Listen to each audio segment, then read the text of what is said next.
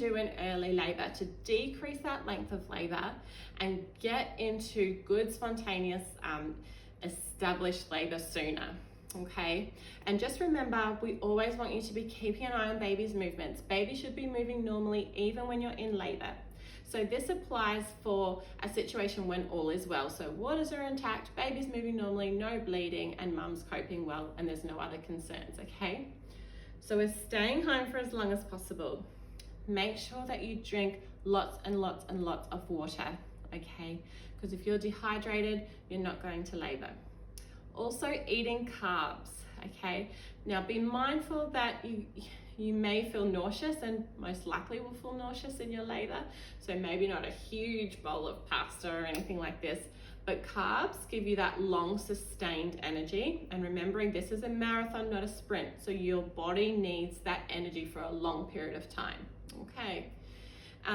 The other thing that you may like to do is set up a little birth space at home. So have, you know, your fairy lights and your music going and all of those, make it nice and relaxing and calming as possible.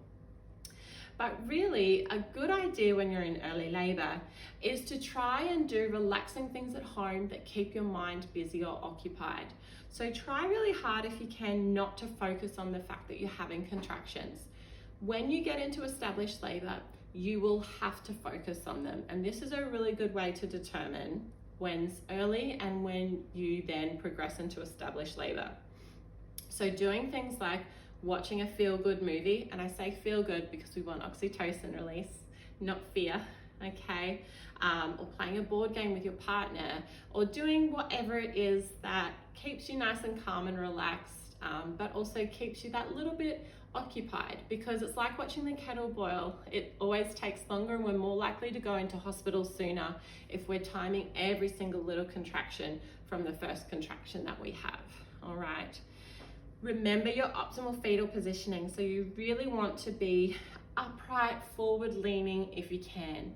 And I strongly recommend to rest when you're in early labor, because again, this is a marathon and you want to conserve some energy for the pushing stage.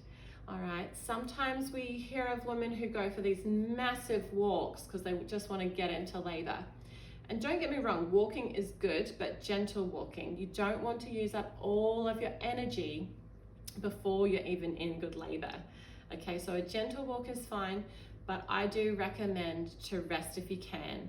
You probably won't be able to sleep, but either, you know, laying over a birth ball or laying on your side and closing your eyes down in between contractions is really powerful and restorative for your body, okay?